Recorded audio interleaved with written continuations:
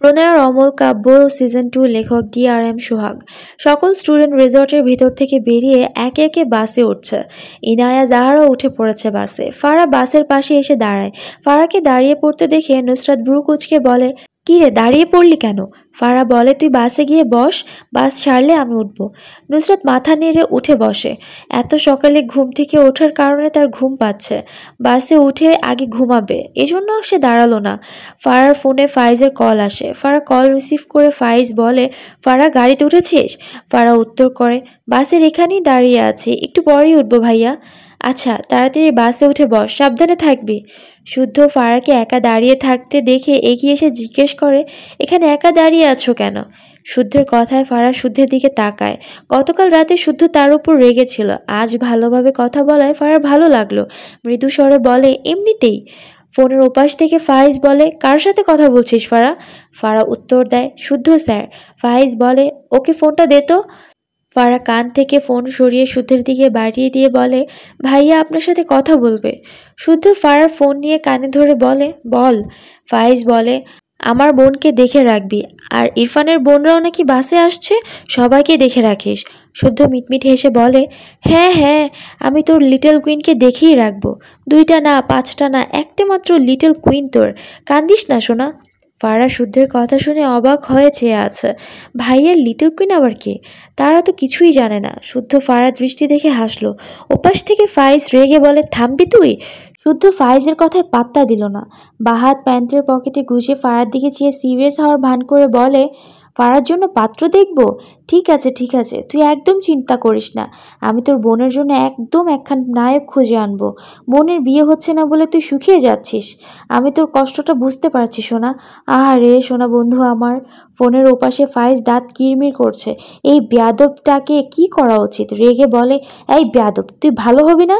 শুদ্ধ হেসে বলে, আরে আমার এত প্রশংসা করতে হবে না, বন্ধুর বিপদে বন্ধু পাশে থাকবো, এটাই তো নিয়ম। ফাইজ রেগে বলে, তোর প্রশংসা করে কোন পাগল তার মুখ নষ্ট করবে? শুদ্ধ ফাইজের কথা একটু চটল। বেয়াদব, তাকে অপমান করছে। আপাতত ফারার সামনে উল্টাপাল্টা কিছু বলল না, উল্টে হেসে বলে, কি, তোর বোনের জন্য পাত্র ঠিক করে দিলে আমাকে মিষ্টি খাওয়াবে? আরে না, লাগবে না, বন্ধুর জন্য এইটুকু করতেই পারি, কিছুই লাগবে না, আজকে বাড়ি ফিরেই পাত্র খুঁজতে নেমে যাব। ফাইজ বিরক্ত হয়ে কল কেটে দেয়। শুদ্ধ মনে মনে হাসলো, উপর থেকে খুব সিরিয়াস। ফারা বিস্ময় দৃষ্টিতে চেয়ে আছে। আবার তার বিয়ে হবে, আর সেই বিয়ের ঘটক শুদ্ধ হবে? সত্যিই তার বিয়ে হয়ে যাবে? ফারা এবার কি করবে? শুদ্ধ ফারার অবস্থা দেখে মনে মনে হাসছে। ইস, মেয়েটা চিন্তাটাও কি সুন্দর করে করেছে। ফারার ফোন ফারার দিকে বাড়িয়ে দিলে ফারা তার ফোন মাথা নিচু করে নিয়ে নেয়। একটু আগেও মন প্রফুল্ল ছিল, কিন্তু এখন সব শেষ। শুদ্ধ মুখ লুকিয়ে একটু হাসলো, অতঃপর গলা ঝেড়ে বলে, তোমার কেমন ছেলে পছন্দ আমাকে জানিও কেমন? ফারা মাথা নিচু করে থাকলো, কিছু বলল না। টেনশনে মাথা ফেটে যাচ্ছে তার। শুদ্ধ ফারার থেকে একটু দূরে গিয়ে দাঁড়ায়। এই মেয়ের চিন্তা সে সারা রাত ঠিকমতো ঘুমাতে পারেনি। সে একা কেন প্যারা খাবে? ফারাও তার সাথে সঙ্গ দিক। এখন দুজনের মন অশান্ত। এবার ঠিক আছে। কথাগুলো ভেবে শুদ্ধ হাসলো। মায়েরা নামাজ পড়ে আবারও ঘুমিয়েছিল। মিলা আর ঘুমায়নি, সে ফোন চালাচ্ছিল। কিছুক্ষণ আগে কয়েকজন স্টুডেন্ট মিলাকে বলে গিয়েছে বাস ছেড়ে দেবে, তারা যেন তাড়াতাড়ি বাসের ওখানে যায়। মিলা তার নিজের সহ মায়েরার ব্যাগ গোছাতে গোছাতে মায়েরাকে ডাকতে থাকে। মায়েরা সাড়া নেই। মিলা রেডি হয়ে এসে মায়েরাকে ঠেলে। মায়েরা ঘুম ঘুম চোখে বিরক্ত নিয়ে বলে, এই বাল জ্বালাস না তো, ঘুমাতে দে। মিলা মায়েরার পিঠে একটা থাপ্পড় মেলে বলে, বেয়াদব, ওর তাড়াতাড়ি বাস চলে গেল। মায়েরা বিড়বিড়িয়ে বলে, তুই যা, আমি আসছি। মিলা মায়েরার ব্যাগ মায়েরার পাশে রেখে তার ব্যাগ নিয়ে বাইরে যেতে যেতে তাড়া দিয়ে বলে, আমি গেলাম, তুই তাড়াতাড়ি আয়। মায়েরা ঘুম ঘুম চোখে মাথা নাড়ালো। সকাল সকাল সকলের চোখে ঘুম। বাসে উঠে প্রায় সবাই ঘুমিয়ে পড়েছে। মিলা বাসে উঠে একটু পিছন দিকে দুটো ফাঁকা সিট পেয়ে বসে পড়ে। অনেক সকালে উঠায় না ঘুমানোয় সিটে বসার কিছুক্ষণের মাঝেই ঘুমিয়ে পড়ে মিলা। শুদ্ধ হাত ঘড়িতে সময় দেখলো, নির্দিষ্ট সময় 10 মিনিট পেরিয়ে গিয়েছে। সে ভাবলো সবাই উঠে পড়েছে, এজন্য শুদ্ধ বাসে ওঠার সিদ্ধান্ত নিল। ফারা এখনও দাঁড়িয়ে আছে। শুদ্ধ এগিয়ে এসে বলে, বাস ছেড়ে দিবে, এখন ওঠো। ফারা শুদ্ধের কথায় চুপচাপ বাসে উঠে পড়ল। ফারার পিছন পিছন শুদ্ধও বাসে উঠল। ফারা নুসরাতের পাশে খেয়াল করলে দেখল নুসরাতের পাশে অন্য একজন বসে ঘুমিয়েছে। নুসরাতও ঘুমিয়েছে। ফারা ফাঁকা সিট খুঁজে পাচ্ছে না, বসবে কোথায়? শুদ্ধ ব্যাপারটি খেয়াল করে। বাসের সামনে দুটো সিট ফাঁকা আছে, মূলত শুদ্ধর জন্যই ফাঁকা রেখেছে। শুদ্ধ মৃদু স্বরে বলে, ফারা। ফারা উল্টো দিক ফিরে তাকায়, শুদ্ধর সামনের সিট দেখিয়ে বলে, এখানে বসো। আমার পাশে বসতে প্রবলেম হবে? ফারা মাথা নিচু করে রেখে দুদিকে মাথা নাড়িয়ে না বোঝায়। শুদ্ধ মৃদু হাসলো। ফারা এগিয়ে এসে জানালার পাশের সিটে বসে। এরপর শুদ্ধ পাশের সিটে বসে বাস স্টার্ট দিতে বলে। বাস চলতে শুরু করে। মাথা নিচু ফারার, আর চোখে শুদ্ধর দিকে তাকালো। দেখলো শুদ্ধ বা পা অনেকটা বাহিরের দিকে রেখেছে। দুজনের হাত একটু আধটু স্পর্শ করছে, কিন্তু শুদ্ধ যথেষ্ট চেপে বসেছে যেন ফারার অস্বস্তি না হয়। ব্যাপারটায় ফারার ভীষণ ভালো লাগলো। প্রথমবার কোনো অপরিচিত ছেলের পাশে বসায় একটু অস্বস্তি লাগছে মেয়েটার, কিন্তু শুদ্ধের এই কাজটুকুতে তার অস্বস্তি দূর হয়ে ভালো লাগার পরিমাণ বাড়ল। কিন্তু ফারার ভীষণ অশান্তি লাগছে অন্য কথা ভেবে। শুদ্ধ যে বলল এখান থেকে ফিরেই তার জন্য পাত্র খুঁজবে, তার মানে বাড়ি গেলেই তাকে ধরে বেঁধে বিয়ে দিয়ে দিবে। কথাটা ভেবেই ফারা ঢোক গিলল। শুদ্ধ গলা ঝেড়ে বলে, তোমার কেমন ছেলে পছন্দ বললে না যে? ফারা বাম দিক ফিরে শুদ্ধের দিকে তাকায়। ভাবলো শুদ্ধ তো বেশ ভালো মানুষ, ওনাকে বললে অবশ্যই তার কথাটা শুনবে। অতঃপর মৃদু স্বরে বলে, স্যার প্লিজ আমার জন্য পাত্র দেখবেন না? শুদ্ধ ভ্রু কুঁচকে বলে, কেন? ফারা মাথা নিচু করে উত্তর দেয়, এখন বিয়ে করতে চায় না, কিন্তু ভাইয়ারা আমার কথা শোনে না। শুদ্ধ আগ্রহ নিয়ে প্রশ্ন করে, কেন বিয়ে করতে চাও না? তোমার বিয়ের বয়স পেরিয়ে যাচ্ছে তো, এখন বিয়ে না করলে কবে করবে? ফারা মিনমিন করে বলে, আরও কিছুদিন পর। হঠাৎ শুদ্ধের মাথায় আসলো ফারার পছন্দের কেউ নেই তো। কথাটা ভাবতেই শুদ্ধের বুকের বাঁ পাশটা চিনচিন করে উঠল। জীবনে প্রথম কোনো মেয়ের উপর এমন বাজেভাবে উষ্টা খেয়েছে। তার পছন্দের কেউ থাকলে সে শেষ। ঢোক গিলল, সিরিয়াস হয়ে গভীর গলায় বলে, ফারা একটা সত্যি কথা বলবে আমাকে? হঠাৎ শুদ্ধের ভারী কণ্ঠে ফারা শুদ্ধের দিকে তাকায়, মাথা নেড়ে বোঝায় সে বলবে। শুদ্ধ দম নিয়ে বলে, বিয়েতে রাজি না হওয়ার কারণ কি তোমার পছন্দের কারোর জন্য? ফারা কিছু বলার আগেই শুদ্ধ বলে, তুমি জানো কখনো কখনো টিচার আর স্টুডেন্টদের মাঝে খুব সুন্দর ফ্রেন্ডশিপ হয়। আপাতত তুমি আমাকে তোমার ফ্রেন্ড ভেবে সত্য কথাই বলবে, ওকে? ফারা অবাক হয়ে শুদ্ধর দিকে তাকিয়ে আছে। শুদ্ধকে যত দেখছে ততই অবাক হচ্ছে। শুদ্ধ টেনশনের চোটে ঘেমে যাচ্ছে, ভেতরে ভেতরে ভীষণ অস্বস্তি হচ্ছে। ফারা পছন্দের কেউ থাকলে তার কি হবে? ফোঁস করে শ্বাস ফেলে বলে, বলো।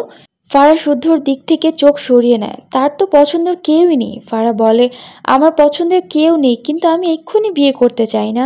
বিয়ের পর আমাকে শ্বশুরবাড়ি চলে যেতে হবে। আমি এত দ্রুত আমার ফ্যামিলিকে ছেড়ে যেতে চাই না। শুদ্ধের বন্ধুত্বপূর্ণ আচরণে ফারা নিজের অজান্তেই প্রয়োজনের চেয়ে বেশি শুদ্ধের কাছে নিজেকে প্রকাশ করে ফেলে।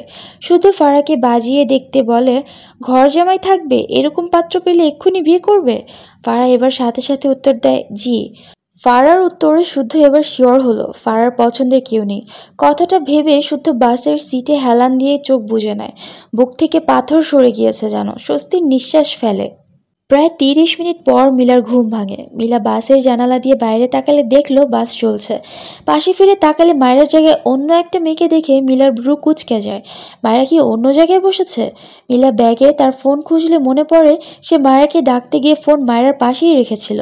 পরে আর নিতে মনে ছিল না। মিলা তার পাশের মেয়ের থেকে ফোন নিয়ে তার নাম্বারে কল করে। ওদিকে মায়েরা এখনও ঘুমে বিভোর। কানের কাছে শব্দ করে ফোন বেজে ওঠায় মায়েরা বিরক্ত হয়। ঘুমের ঘোরে হাতিয়ে ফোন নিয়ে রিসিভ করে কানে ধরে ঘুম জোড়ানো কণ্ঠে বলে, হ্যালো, কে? মিলা জিজ্ঞেস করে, বাসে উঠেছিস তুই? কোন সিটে বসলি? মায়েরা উত্তর করে, কিসের বাস? আমি নরম বিছানায় ঘুমাচ্ছি, থাক বাই। মিলা যা বোঝার বুঝলো। এই বেয়াদব তার মানে এখনো পড়ে পড়ে ঘুমাচ্ছে। দাঁত কিরমির করতে করতে বলে, মায়েরার বাচ্চা, তুই ঘুমিয়ে জীবন পার কর। তোকে আর সীতাকুণ্ড থেকে আসা লাগবে না, আমরা অর্ধেক পথ চলে এসেছি। মিলার কথাটা মায়ের কানে যেতেই বেচারি লাফ দিয়ে উঠে বসে, চোখ বড় বড় করে চেয়ে বলে, কি? তুই আমাকে রেখে যেতে পারলি? এই প্রিয় বান্ধবীকে রেখে যেতে তোর ফুসফুসটা একটুও কাঁপলো না? মিলা বিরক্ত হয়। এই সিরিয়াস মুহূর্তেও এই আজাইরা কথা বলতে হবে? নিজেকে সামলে বলে, দাঁড়া, শুদ্ধ স্যারকে বলছি যদি কোনো ব্যবস্থা করতে পারে। কথাটা বলেই কল কেটে দেয় মিলা। এরপর সিট থেকে উঠে বাসের সিট ধরে ধরে সামনে গিয়ে শুদ্ধর সিটের পাশে দাঁড়িয়ে বলে, স্যার, মারাকে ফেলে এসেছি। মিলার কণ্ঠে শুদ্ধে অবাক হয়ে বলে, কোথায়? মিলা শুদ্ধকে বলল, মায়েরা ঘুমিয়ে থাকার কারণে আসতে পারেনি, সে আগে আগে এসে ঘুমিয়ে পড়েছিল। শুদ্ধ কিছু একটা ভেবে বলে, চিন্তা করো না, তুমি সিটে গিয়ে বসো, আমি ব্যবস্থা করছি। মিলা তার ফোন নাম্বার শুদ্ধকে দিয়ে বলে, এই ফোন মায়েরার কাছে আছে। শুদ্ধর নাম্বারটি টুকে নেয়। মিলা স্বস্তি পেয়ে আবারও তার সিটে এসে বসে। এদিকে শুদ্ধ ইরফানের ফোনে কল দেয়, কোথায় তুই? ইরফান তার গাড়ির পাশে দাঁড়িয়ে আছে, মাত্র বের হলো। মৃদুস্বরে বলে, বের হচ্ছি। শুদ্ধ স্বস্তির নিঃশ্বাস ফেলে বলে, মায়েরাকে ভুল করে রেখে এসেছি, ওকে সাথে নিয়ে আয়। ইরফান ভ্রু কুঁচকে বলে, হু ইজ শি? শুদ্ধ হেসে বলে, যাকে নিয়ে ঝড়ের রাতে লাপাত্তা হয়েছিলি। ইরফান সাথে সাথে শক্ত কণ্ঠে বলে, ইম্পসিবল। শুদ্ধ কান থেকে ফোনটা একটু সরিয়ে নেয়। কি দেমাগ বাবা! তার মনে হচ্ছে ইরফান মায়েরাকে রেখে আসবে না। এমনিতেও এদের মধ্যে কি যেন চলছে, যেটা শুদ্ধ ঠিক ধরতে পারছে না। তবে মায়ের প্রতি ইরফানের আচরণ লক্ষ্য করেছে সে। অতঃপর গলা ঝেড়ে বলে, নিয়ে আয় না সোনা, আমি তোকে 4টি বউ এনে দেবো। দুটো তোর হাত মালিশ করবে আর দুটো পা মালিশ করবে। শুদ্ধের পাশের সিটে ফারা বসে শুদ্ধের কথায় শব্দ করে হেসে ফেলে। শুদ্ধ আর চোখে ফারাকে দেখলো। এরপর ইরফানের উদ্দেশ্যে বলে, বাই বাই সোনা, আমি জানি তুই 4টে বউয়ের লোভে ঠিক মায়েরাকে নিয়ে আসবি। শুদ্ধের কথায় ফারা আবারও হাসলো। শুদ্ধকে তার বেশ মজার মানুষ লাগলো।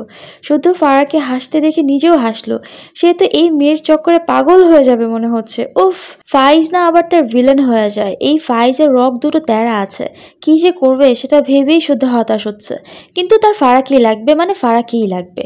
আপাতত এসব ভাবনা রেখে শুদ্ধ মায়েরাকে কল করে। মায়েরা কোনো রকমে মাথায় হিজাব পেঁচিয়ে ব্যাগ নিয়ে রুম থেকে দৌড়ে বেরিয়ে আসে। আশেপাশে পরিচিত কাউকে না দেখে মায়েরা গলা শুকিয়ে আসে। এবার সে কিভাবে যাবে? এত দূর একা একা যেতে পারবে? ভাবনার মাঝেই ব্যাগে ফোন বেজে ওঠে। মায়েরা ফোন বের করে দেখলো শুদ্ধর ফোন। রিসিভ করে অসহায় কণ্ঠে বলে, ভাইয়া আমাকে নিয়ে যান প্লিজ, আমি এখানে কিছুই চিনি না, এখন আমার কি হবে? শুদ্ধ হেসে বলে, মায়েরা তোমাকে আমি বেচে দেওয়ার ব্যবস্থা করছি, তুমি শুধু একবার বলো কোন দেশে বিক্রি হতে চাও। মায়েরা কাঁদো কাঁদো মুখ করে বলে, ভাইয়া। শুদ্ধ হাসলো। অতঃপর বলে, ইরফান এখনো ওখানেই আছে মায়েরা, ওকে বলে দিয়েছি ইরফান তোমাকে নিয়ে আসবে, চিন্তা করো না। মায়েরা সাথে সাথে চেঁচিয়ে বলে, কি? আপনার ভাই মানুষ নয় ভাইয়া, আমি মানুষ হয়ে তার সাথে কিভাবে যাব? শুধু কি বলবে বুঝে পায় না, চোখ ছোট করে বলে, আমার ভাইকে তুমি অমানুষ বলছো? মায়েরা আমতা আমতা করে। শুদ্ধ একটু হেসে বলে, ইরফানের সাথে চলে আসো মায়েরা, এখন রাখছি কেমন? এরপর শুদ্ধ কল কেটে দেয়। মায়েরা হাত পা ছড়িয়ে কাঁদতে ইচ্ছে করছে। এখানে আসার পর থেকে একটার পর একটা ভুলভাল কাজ হচ্ছে। এই পাষাণ নির্দয় লোকটার সাথে সে কি করে যাবে? গতকাল সারাদিন মনে না পড়লেও এখন কেন যেন বারবার মনে পড়ছে ইরফান আর সে স্বামী স্ত্রী। কথাটা ভাবতেই মায়েরা শরীর যেন বিদ্যুতের ন্যায় কিছু প্রবাহিত হয়। মায়েরা আরেকটু এগিয়ে এসে দাঁড়ালে ইরফানকে দেখে ঢোক গেল। ইরফান তার গাড়ির পাশে দাঁড়িয়ে সিগারেটের ধোঁয়া ওড়াচ্ছে। মায়েরা প্রচণ্ড বিরক্ত হলো। এই ইরফান মানেই একটা অসহ্য, একটা ভালো গুণ নেই।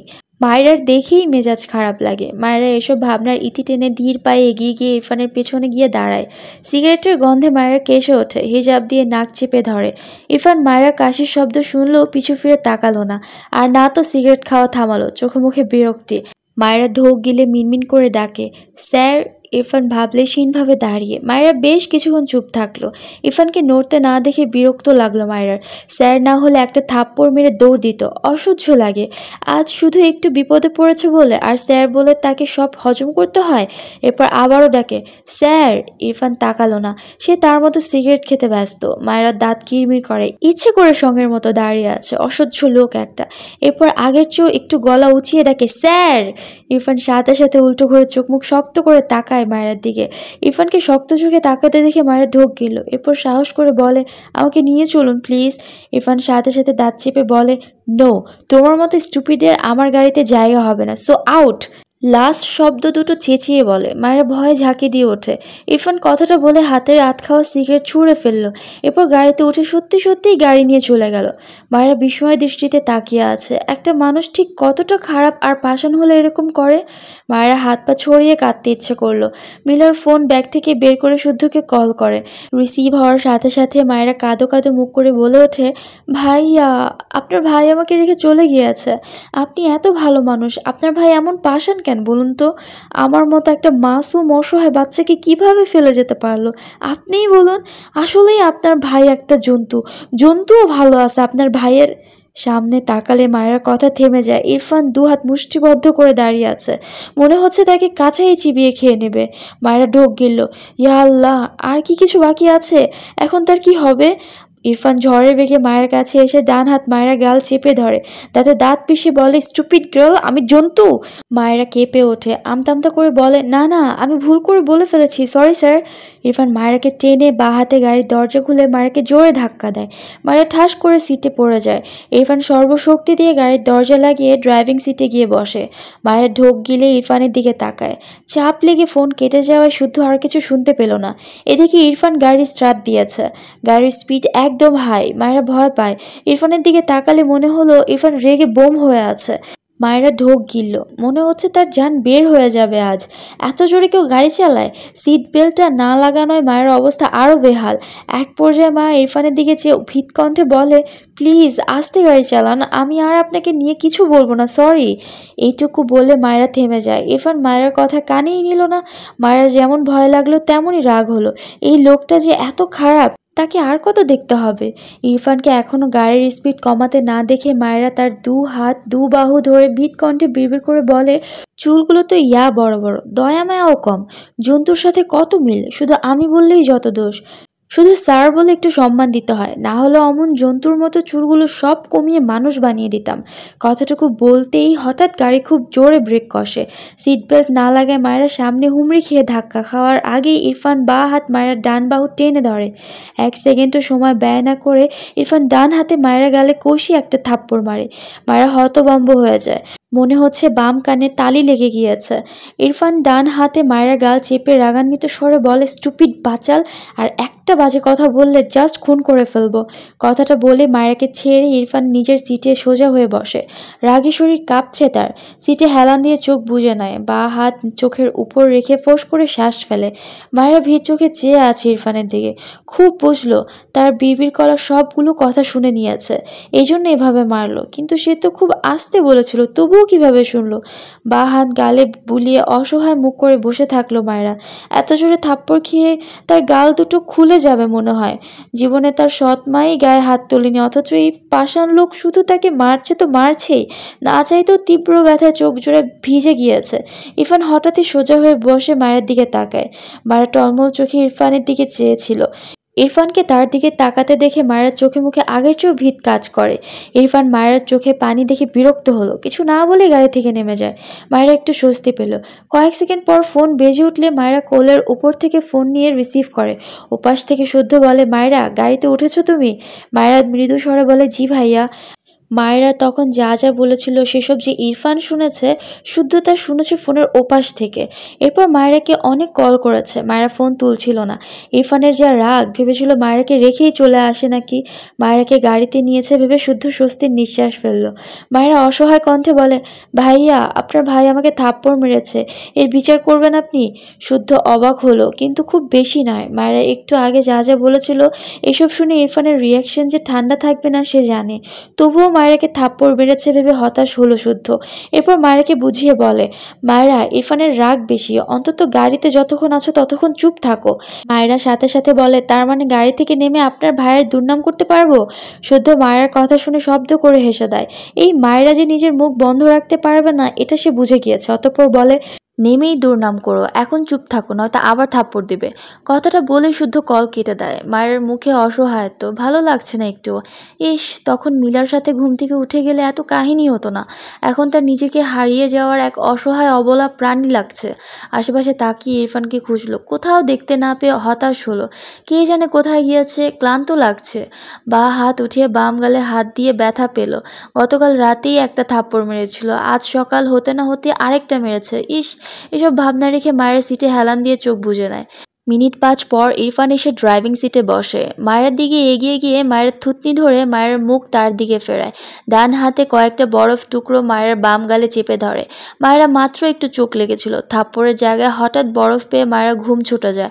দ্রুত চোখ মেলে মুখের সামনে ইরফানকে দেখে বিস্ময় দৃষ্টিতে তাকায়। ঢোক গিলে বলে, কি করছেন? ইরফান মায়ের গাল থেকে দৃষ্টি নামিয়ে মায়ের চোখের দিকে তাকায়, কিন্তু কিছু বলে না। আবারও দৃষ্টি সরিয়ে নেয়। মায়েরা তার গাল থেকে ইরফানের হাত সরিয়ে দিতে চায়, আর সাথে সাথে বলে, ছাড়ুন। ইরফান ধমকে ওঠে, শ্যাট আপ। মায়েরা ঝাঁকি দিয়ে ওঠে। ইরফান মনোযোগ সহকারে মায়েরা গালে বরফ দিয়ে দেয়। মায়েরা অবাক হয়ে চেয়ে আছে ইরফানের দিকে। নিজেই কি জোরেই না মারলো, আবার নিজেই বরফ লাগিয়ে দিচ্ছে। মায়েরা হঠাৎ মনে পড়লো ইরফান তার স্বামী। কথাটা ভাবতেই ভেতর কেঁপে উঠল। মায়েরা ঢোক গিল, দ্রুত ইরফানের থেকে চোখ সরিয়ে নিল। ইরফান এত কাছে আসে মায়েরা অস্বস্তি হলো। মেয়েটা চোখ বুজে নিল। ইরফান মায়েরা গালে হাত রেখে মায়ের মুখের দিকে তাকায়, দৃষ্টি আটকায় মায়েরা গোলাপি ঠোঁট জোড়ায়। ডান হাতের বুড়ো আঙ্গুল এনে মায়েরা ঠোঁটের উপর রাখে। ঠোঁট জোড়ায় ঠান্ডা হাতের স্পর্শ পেয়ে মায়েরা দ্রুত চোখ মেলা তাকায়। ইরফানের দৃষ্টি দেখে মায়েরা বিস্ময় দৃষ্টিতে তাকায়। ঢোক গিলল সে। ইরফান তার ভেজা আঙ্গুল মায়ের ঠোঁট জোড়া চালায়। মায়েরা থেমে থেমে বলে, কি করছেন? ইরফান মায়েরা ঠোঁট জোড়ায় আঙুল চালায়, দৃষ্টি সেথায় রেখে ঠান্ডা গলায় বলে, আই ডোন্ট লাইক ইউ। এরপর মায়ের চোখের দিকে তাকে রাগান্বিত স্বরে বলে, you are a stupid girl. কথাটা বলেই মায়ের ঠোঁট জোড়া থেকে হাত সরিয়ে নেয়। এরপর মায়ের সিট বেল্ট লাগিয়ে দিয়ে সোজা হয়ে বসে গাড়ি স্টার্ট দেয়। মায়ের বিস্ময় দৃষ্টিতে চেয়ে আছে ইরফানের দিকে। ইরফানের কাজ কথা সব ওপর দিয়ে গেল তার। ইরফান এরকম উদ্ভট কাজ তার কথা একদম এলোমেলো করে দিচ্ছে।